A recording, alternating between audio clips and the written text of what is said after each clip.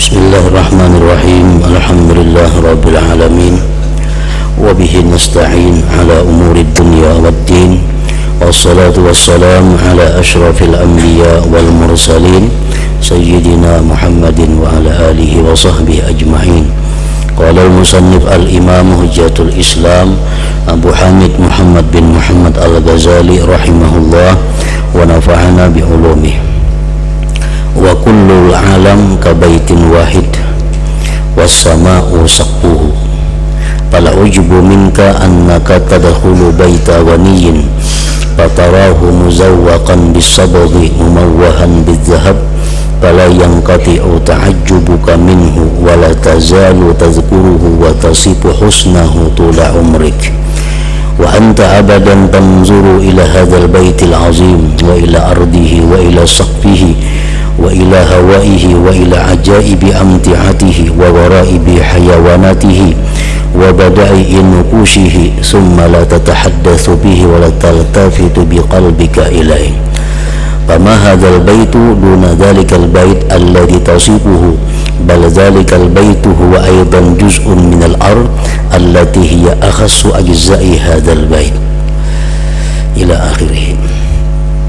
Makna kalamul imam Al-Ghazali rahimahullah wa nafa'ana bi ulumihi fid dharain. Maka sekalian alam itu seperti satu rumah,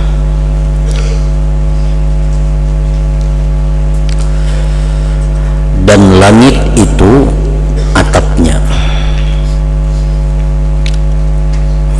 Jadi bumi laksana lantainya, dan sekalian yang ada di dalam bumi, yang ada di atas bumi merupakan perhiasan-perhiasannya. Dan yang mengherankan darimu adalah bahwa kamu memasuki rumah orang kaya, maka kamu melihatnya rumah orang kaya tadi dipercantik dengan cat, disapuh dengan emas, lalu tidak putus-putus kagummu daripadanya, dan kamu senantiasa mengingatnya, dan kamu mensifatkan kebagusannya sepanjang umurmu. Dan sedangkan kamu memandang selamanya kepada rumah yang besar ini, yaitu bumi, langit, kepada tanahnya, kepada atapnya, kepada udaranya, kepada keajaiban-keajaiban barang-barangnya, keganjilan-keganjilan hayawannya, dan keindahan-keindahan ukirannya. Kemudian kamu tidak berbicara tentangnya, dan kamu tidak berpaling dengan hatimu kepadanya. Ini sesuatu keanehan dan keheranan bagi manusia, dimana kalau kita masuk ke rumah orang kaya yang begitu indah, yang begitu mewah, maka sepanjang umur kita ingat rumah itu, dan senantiasa kita mengisahkan tentang kehebatan, tentang keindahan rumah orang kaya tadi. Tetapi kita tidak memikirkan dan tidak mengingat sedikit pun tentang keindahan, kecantikan, dan keganjilan-keganjilan yang ada di rumah yang sangat besar, yaitu bumi dan langit itu. Padahal keajaiban-keajaiban yang ada di atas bumi dibanding dengan rumah orang kaya itu sangat tidak sesuai. Artinya lebih menakjubkan apa yang ada di permukaan bumi itu.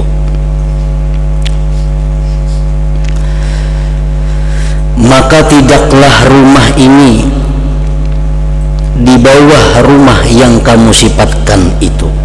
Padahal bumi ini dan langit ini adalah laksana rumah yang kehebatannya tidak di bawah daripada rumah orang kaya itu. Keganjilannya kada di bawah daripada rumah orang kaya itu, bahkan lebih. Bahkan rumah itu, rumah orang kaya tadi juga bagian dari bumi yang paling hina di antara bagian-bagian rumah ini.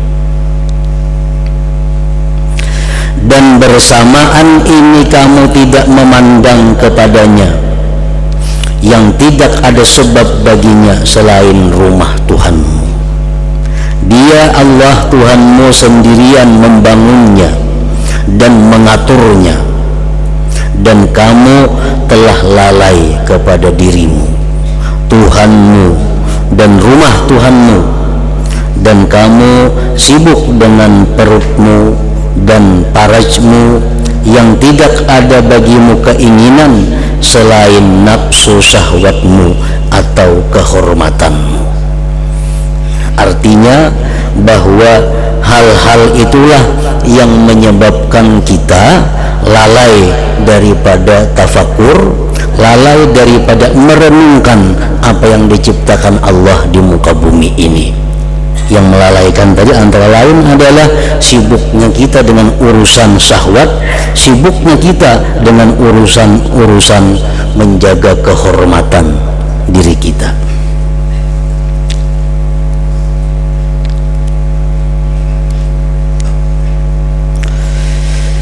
Disebutkan dahulu bahwa termasuk yang mencegah manusia itu tafakur ada 10 perkara. Di antara lain adalah hubbus sana. Hubbus sana artinya apa? Suka dipuji orang. Karena kita ingin selalu dipuji orang, selalu ingin disanjung orang, akhirnya kita lupa merenungi apa yang diciptakan Allah.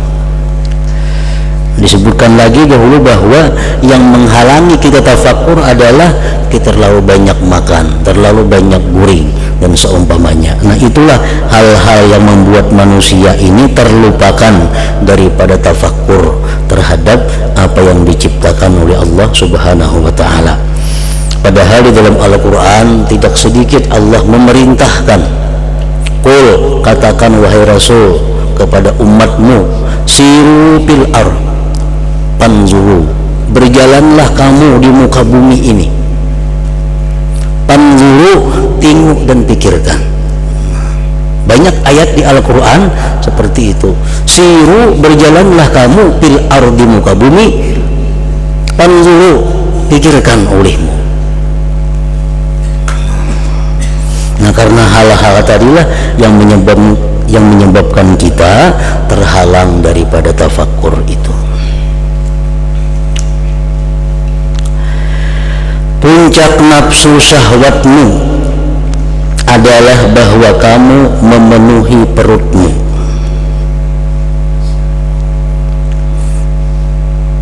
Sedangkan kamu tidak mampu makan 1/10 yang dimakan oleh binatang. Kalau urusan memakan, kita kalah dengan binatang. Maka binatang itu di atasmu dengan 10 derajat. Mungkin 10 kali lebih, 10 kali lipat binatang itu banyaknya makan daripada kita. Nah, itu yang kita urusi, itu yang kita pikirkan, kayak apa kita makan, kayak apa kita ini, kayak apa kita itu.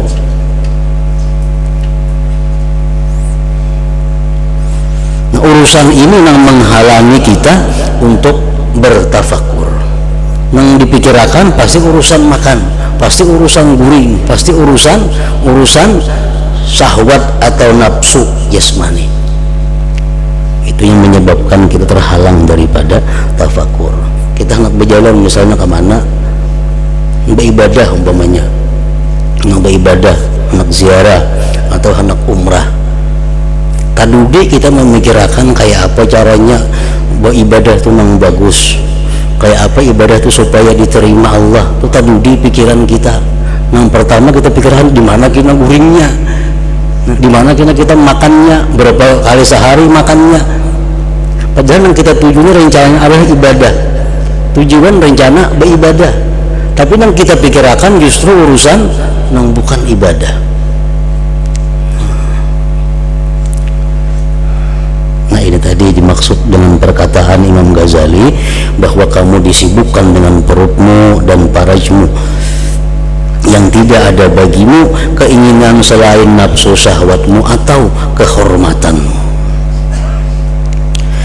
Dan puncak kehormatanmu adalah bahwa datang kepadamu 10 orang atau 100 orang dari kenalanmu, lalu mereka munafik dengan lisan mereka di hadapanmu, dan mereka menyembunyikan i'tikad yang jahat kepadamu. Jangan kita sangka orang-orang yang datang kepada kita itu i'tikadnya baik dengan kita. Kita merasa banyak berisi kenalan, banyak berisi papatuhan. Jangan kita menganggap bahwa samuan itu mendukung kita, kada. Banyak nang munafik nang hanya pura-pura mendukung kita. Lalu mereka munafik dengan lisan mereka di hadapanmu, dan mereka menyembunyikan i'tikad yang jahat kepadamu.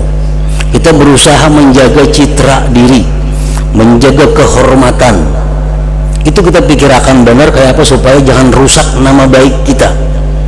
Tujuannya apa? Supaya banyak orang suka kepada kita, supaya banyak orang yang datang kepada kita. Padahal yang datang kepada kita itu belum tentu samuaan menganggap kita ini baik. Barangkali di antara mereka banyak yang hanya di lisannya mengiktikadkan kebaikan, tapi dalam hatinya berlawanan.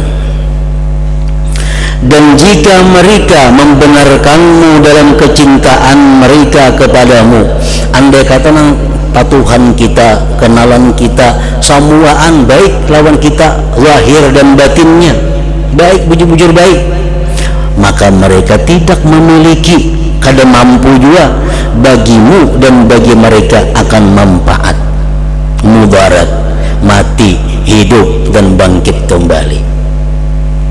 Orang tuh bujur-bujur cinta lawan kita, sayang lawan kita, kawalanya memberi manfaat lawan kita, kawalanya mudaratakan kita. Padahal kita mati-matian menjaga kehormatan diri agar mereka itu kada berpaling daripada kita. Nah, pikiran kita seperti itulah yang membuat kita lalai daripada tafakur, daripada merenungi apa yang diciptakan oleh Allah Subhanahu wa ta'ala. Dan kadang-kadang di negerimu, di kampungmu terdapat orang Yahudi dan orang Nasrani yang kaya, yang melebihi kedudukannya atas kedudukanmu.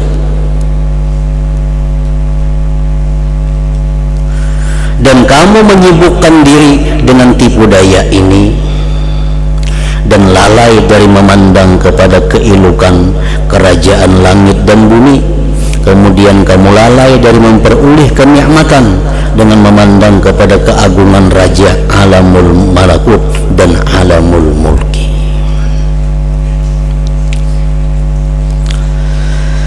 Dan tidaklah perumpamaanmu dan perumpamaan akalmu, artinya kita nang berpikir melihat sesuatu rumah nang bagus, terkesannya kita luar biasa. Sepanjang umur terkesan dengan kebagusan rumah orang kaya tadi. Kita kada pernah memikirkan bagaimana hebatnya, ajaibnya ini alam semesta. Nah, kalau kita macam itu, maka akal kita ini kada ada bedanya, melainkan seperti semut. Seperti semut yang keluar dari lubangnya yang digalinya dalam istana yang didirikan dari istana-istana raja, yang tinggi bangunannya, yang kukuh tiang-tiangnya, yang dihiasi dengan gadis-gadis dan pelayan-pelayan, macam-macam simpanan dan sesuatu yang berharga. Maka sesungguhnya semut itu apabila keluar dari lubangnya dan bertemu dengan teman-temannya niscaya ia semut tidak berbicara.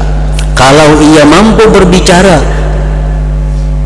selain tentang rumahnya, makanannya, dan cara menyimpannya. Adapun keadaan istana dan raja yang berada di dalam istana itu, maka semut tadi lalai daripadanya dan dari berpikir mengenainya. Bahkan tidak ada kemampuan bagi semut atas melewati dengan memandang tentang dirinya, makanannya, dan rumahnya kepada selainnya. Semut di dalam istana raja, padahal andaknya lubang samut itu. Nah, samut kan dipikirkannya apabila keluar urusan makanan, kayak apa cara menyimpan makanan, kayak apa cara makan, itu dipikirkannya. Ini kadang memandang, hebatnya istana ini, siapa ampunnya, siapa yang mengulahnya. Samut kadang memikirkan itu nya. Nah, manusia yang pikirannya hanya memandang kehebatan duniawi ini, kadang memandang tentang keajaiban ciptaan Allah, sama seperti semut tadi akalnya. Sama seperti semut akalnya. Sebagaimana semut lalai dari istana tentang tanahnya, lantainya, atapnya, dinding-dindingnya, dan bangunan lainnya, dan ia lalai juga si semut tadi dari penghuni-penghuninya. Semutnya kan perlu tahu siapa raja di sini, kan perlu tahu, yang penting dicarinya gula, manis dicarinya. Maka kamu juga lalai dari rumah Allah Ta'ala, dari rumah yang dibikin oleh Allah, langit dan bumi ini, dan dari malaikat-malaikatnya yang menjadi penghuni langit-langitnya. Langit pertama, langit kedua itu kadada kusung, barang sekilan kadada kusung daripada dahi sujudnya malaikat-malaikat itu. Di langit pertama ada malaikat yang khusus hanya untuk berdiri bertasbih kepada Allah. Sebijian langit pertama itu penuh dengan malaikat-malaikat yang berdiri sampai hari kiamat. Demikian hadis Rasulullah mengatakan. Langit yang kedua penuh dengan malaikat-malaikat yang ruku kada beampihan sampai hari kiamat, yang kada panat. Langit yang ketiga malaikat-malaikat penuh dengan sujud kepada Allah. Nah, kita kada sampai memikirkan kepada hal-hal itu, bahwa malaikat-malaikat itu bisa sujud sedemikian lawas, bisa ruku sedemikian lawas, agar diciptakan oleh Allah Subhanahu wa Ta'ala.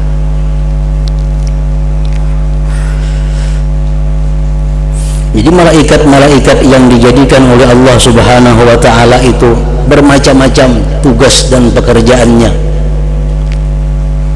Dan malaikat-malaikat yang diciptakan Allah itu sedikit pun kada bergeser, kada berubah daripada apa yang ditetapkan oleh Allah. Ya Tuhan, ikam wahai malaikat, tugas ikam membaca subhanallah sampai hari kiamat. Itu pang dibacanya. Kalau tak alhamdulillah kada mau. Malaysia tak Allahu Akbar kada mau. Ada malaikat yang ditugasi ini, itu pang digawinya sampai hari kiamat.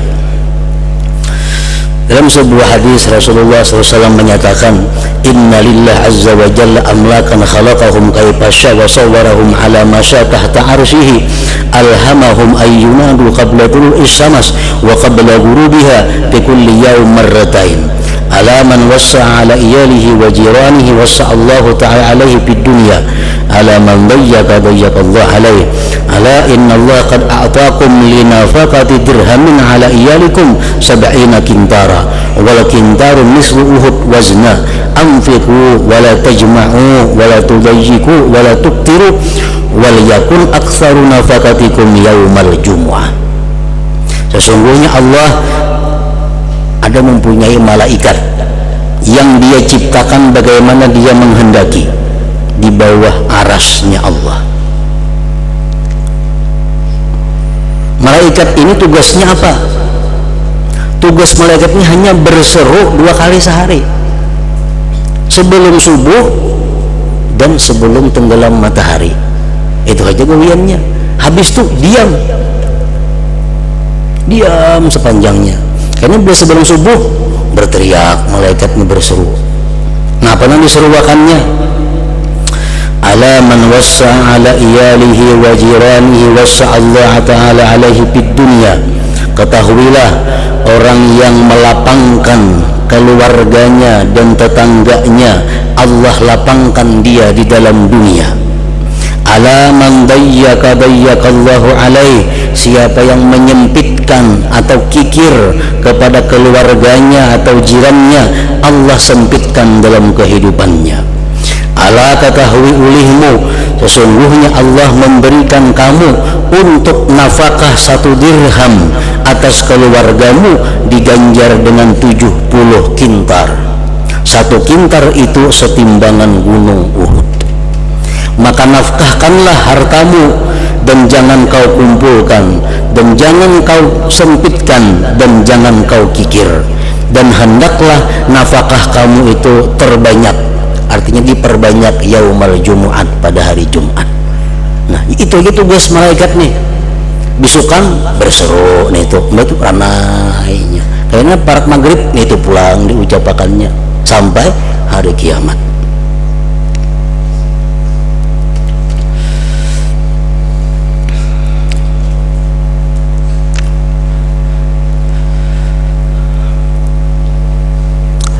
Maka kamu juga lalai dari rumah Allah, rumah yang dibikin oleh Allah Ta'ala, dan dari malaikat-malaikatnya yang menjadi penghuni langit-langitnya.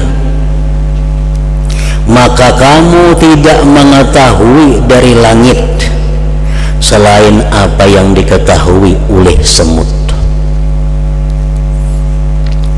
Langit itu apa yang mesti kita pikirkan? Satu, langit itu di mana tihangnya? Kelilingnya dunia di mana tihangnya langitnya itu? Kalau ada orang mulah rumah kada betihang, ada atapnya, nah itu luar biasa.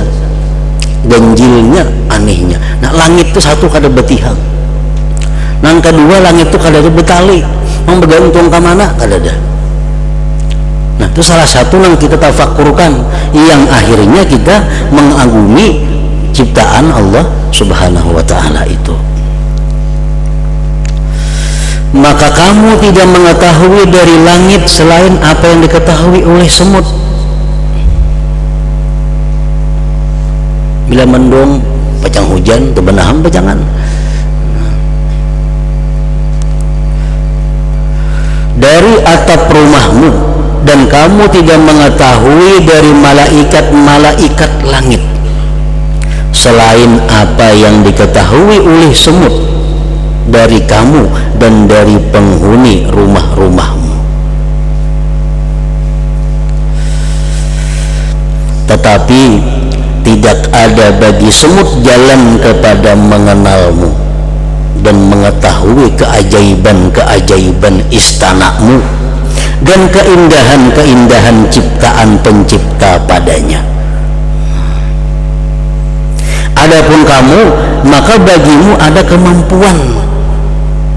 Samut itu memangnya kada diberi sesuatu oleh Allah untuk mengenali itu.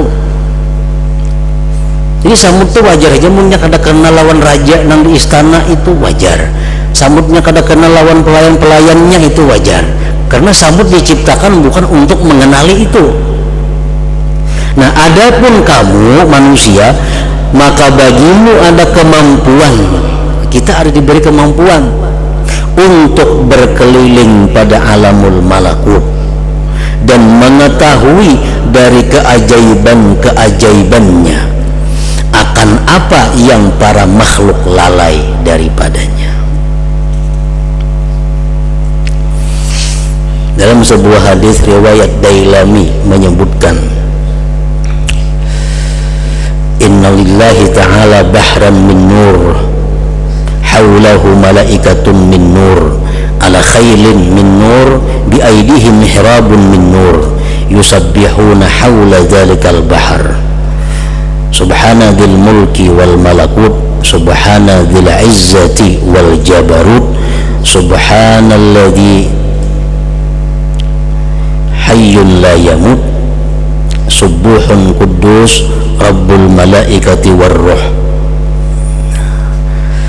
Ujar Nabi kita itu tasbih malaikat, yang mana mereka itu berkeliling di lautan cahaya. Di mana letaknya lautan cahaya itu? Di atas langit yang ketujuh sampai ke arasnya Allah Subhanahu wa ta'ala. Itu lautan daripada cahaya. Nah, di situ ada malaikat-malaikat yang tugasnya tadi bertasbih itu.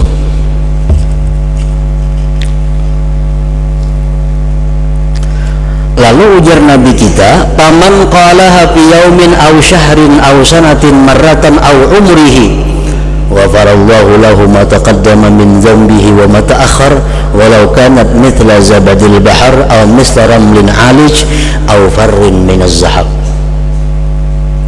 Barang siapa yang mengata tasbih malaikat tadi, manusia siapa yang mengata tasbih seperti malaikat tadi sehari atau dalam sebulan atau dalam setahun atau seumur hidup sekali, Allah ampuni baginya dosa-dosa yang lalu dan dosa-dosa yang akan datang, sekalipun banyaknya dosa-dosa itu seperti buih di laut atau seperti tumpukan pasir-pasir yang ada di muka bumi ini, atau dosanya itu dosa yang besar seperti lari daripada medan perang. Nah, ada malaikat yang tasbih seperti itu dan dianjurkan oleh Nabi untuk membaca itu. Kadakawa tiap hari, sebulan sekali, kadakawa setahun sekali, kadakawa seumur hidup sekali.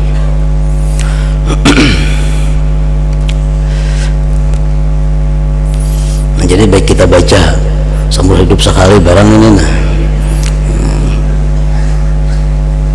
jadi orang bacakan diiringi kayaknya artinya dahulu. Subhanadzil mulki wal malakut, maha suci Tuhan yang mempunyai alam mulki dan malakut.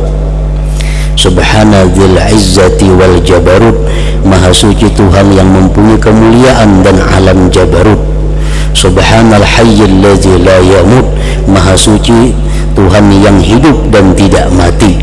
Subuhun kudus, maha suci Rabbul malaikati warruh, Tuhannya malaikat dan roh. Nah, itu artinya. Jadi kita baca sekali. Subhanadzil mulki wal malakut, Subhanadzil izzati wal jabarut, Subhanal hayyil ladzi la yamut, Subuhun kudus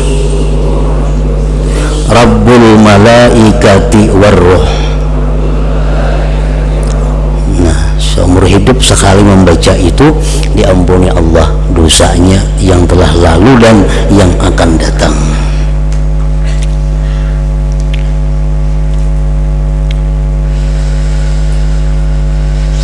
Dan hendaklah kita, ujar Imam Ghazali, menggenggam tali pembicaraan tentang hal ini, artinya menyudahi, karena sesungguhnya itu adalah jalan yang tidak ada akhirnya. Jikalau kita menyelidiki dalam umur yang panjang, niscaya kita tidak mampu menjelaskan apa yang dikaruniakan oleh Allah Ta'ala atas kita dengan makrifat kepadanya. Artinya kalau kita tafakkur terhadap ciptaan-ciptaan Allah, umur kita sepanjang apapun kada ada habisnya, kada mayu, kada cukup. Dan semua apa yang kita ketahui itu sedikit sekali, lagi tidak berarti dibandingkan dengan apa yang diketahui oleh sejumlah ulama dan aulia. Artinya pengetahuan-pengetahuan tentang keajaiban ciptaan Allah yang kita ketahui ini kada ada artinya dibandingkan apa yang diketahui oleh para ulama dan aulia. Dan apa yang diketahui oleh mereka itu sedikit sekali lagi tidak berarti dengan dibandingkan kepada apa yang diketahui para nabi alaihim assalatu wassalam. Dan sejumlah yang diketahui oleh mereka para nabi itu sedikit dengan dibandingkan kepada apa yang diketahui oleh nabi kita Muhammad sallallahu alaihi wasallam. Dan apa yang diketahui oleh para nabi semuanya itu sedikit dengan dibandingkan kepada apa-apa yang diketahui oleh para malaikatul muqarrabun seperti malaikat Israfil, Jibril dan lain-lain. Kemudian semua ilmu para malaikat, jin dan manusia apabila dibandingkan kepada ilmu Allah subhanahu wa ta'ala niscaya tidak berhak dinamakan ilmu. Ilmu seluruh ini dibandingkan lawan Allah kada kalau disebut ilmu ngarannya, tetapi mestinya dinamakan kepada ketercenangan, kebingungan, keteliduran dan kelemahan itu lebih dekat. Maha suci Tuhan yang memberi makrifat kepada hamba-hambanya akan apa yang dimakrifatinya. Kemudian dia berfirman, wa ma utitum minal ilmi illa qalila. Artinya, dan tidaklah kamu diberi pengetahuan melainkan sedikit. Maka inilah penjelasan ikatan-ikatan jumlah yang berkeliling padanya pikiran orang-orang yang berpikir tentang makhluk Allah Ta'ala, dan tidak ada padanya pemikiran tentang zat Allah Ta'ala. Tetapi pasti diperoleh faidah dari berpikir tentang makhluk akan makrifat kepada pencipta. Artinya ulahannya aja sehebat itu, apalagi penciptanya, kebesarannya, keagungannya dan kekuasaannya. Dan setiap kali kamu memperbanyak makrifat tentang keajaiban ciptaan Allah Ta'ala, maka makrifatmu dengan keagungannya dan kebesarannya itu lebih sempurna. Ini adalah sebagaimana kamu membesarkan orang alim disebabkan makrifatmu akan ilmunya. Maka kamu senantiasa melihat kepada keganjilan demi keganjilan dari karangannya atau syairnya, maka kamu bertambah makrifat dengannya, dan dengan kebaikannya kamu bertambah menghormatinya, mengagungkannya dan memuliakannya, sehingga setiap kata dari kata-katanya, setiap bait syair yang menakjubkan dari bait-bait syairnya itu menambahkannya akan tempat dari hatimu yang mendorong mengagungkannya di dalam dirimu. Nah, jadi perbedaan antara manusia dengan Rasulullah sallallahu alaihi wasallam dan Allah Ta'ala. Rasulullah contohnya, setiap kita selidiki Rasulullah sallallahu alaihi wasallam itu, kita selidiki satu demi satu sekemampuan kita, karena Rasulullah itu seperti laut yang tidak ada tepinya dan kada bisa diselidiki secara menyeluruh. Nah, sekemampuan kita meneliti tentang Rasulullah, maka kita akan semakin cinta kepada beliau. Teliti mulai daripada kaki Rasulullah, rambutnya sampai perangainya, kata-katanya, tidurnya, apapun. Teliti kita cari tentang perbuatan Rasulullah, tentang keganjilan, kehebatan daripada akhlak beliau, pasti kita akan bertambah cinta dengan beliau. Nah, beda dengan kita manusia biasa. Makin kita meneliti orang lain selain Rasulullah, makin dalam dia meneliti, pasti akan bertambah kita kebencian kepada orang itu. Ada orang nih kita hormati, manusia nih kita hormat luar biasa, para kiha hari-hari bakawan lawan sidin tuh, liati batis sidin, kepala sidin, guring sidin, akhlak sidin, tiap hari teliti, akhirnya berkurang kecintaan kita kepadanya. Coba akan aja itu. Nah, ini perbedaan antara manusia biasa dengan manusia seperti Rasulullah Sallallahu Alaihi Wasallam. Jadi Jadi kalau kita makin dekat, makin kenal kepada Rasulullah, makin cinta. Kalau kita makin dekat, makin kenal kepada yang bukan Rasulullah, makin kada ketuju. Makin kada ketuju. Nah, apalagi dengan Allah Subhanahu wa ta'ala, Rasulnya aja macam itu, apalagi Allah. Makin kita teliti perbuatannya, teliti hukumnya, akan bertambah kecintaan kita kepada Allah Subhanahu wa ta'ala.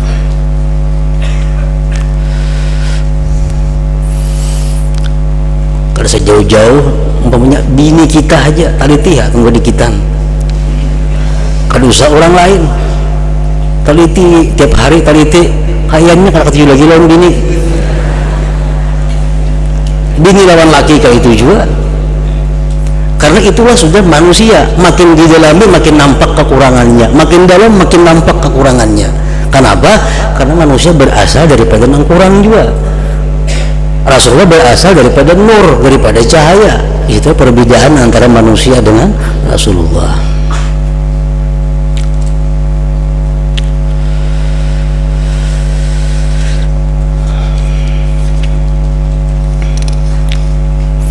Maka begitulah kamu berpikir tentang ciptaan Allah Ta'ala,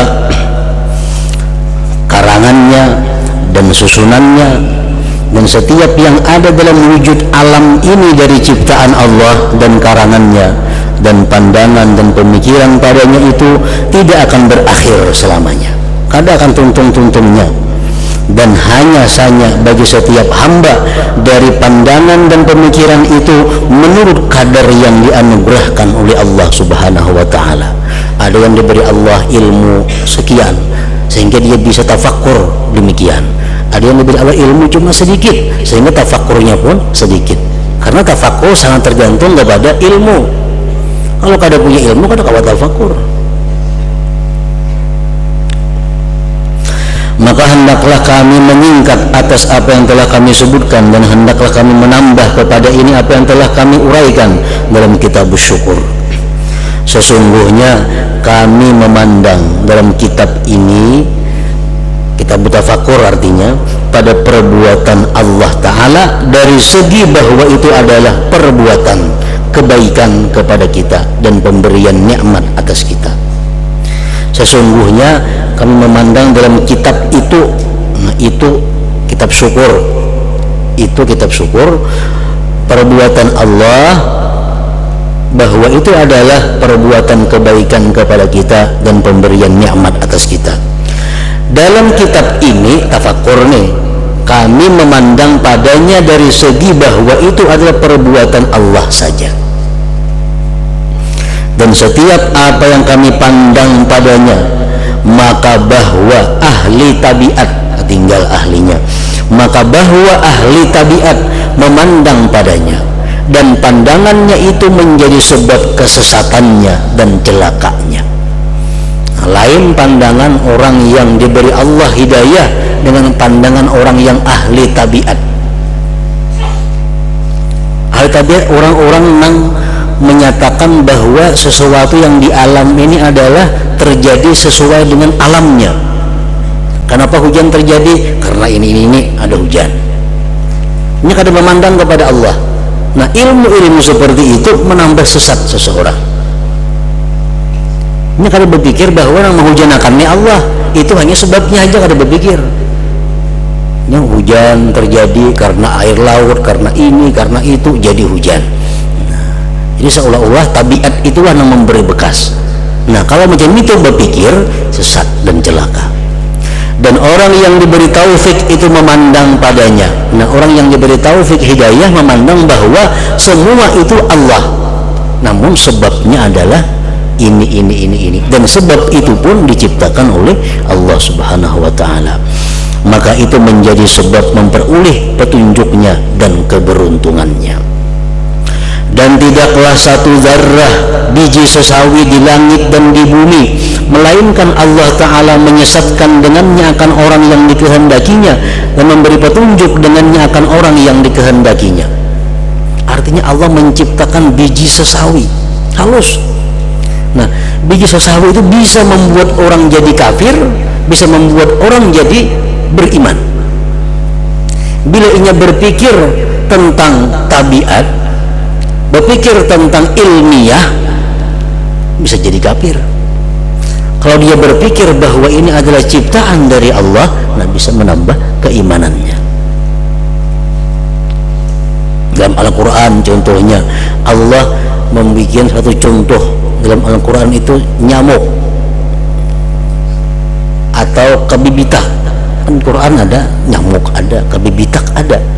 Nah, Allah memfirmankan itu, banyak orang-orang yang tambah sesat, banyak orang yang tambah beriman. Yang sesat apa Tuhan mau nyamuk ini diubah contoh, kadang-kadang baik pada nyamuk lagi. Nah, ini jadi sesat.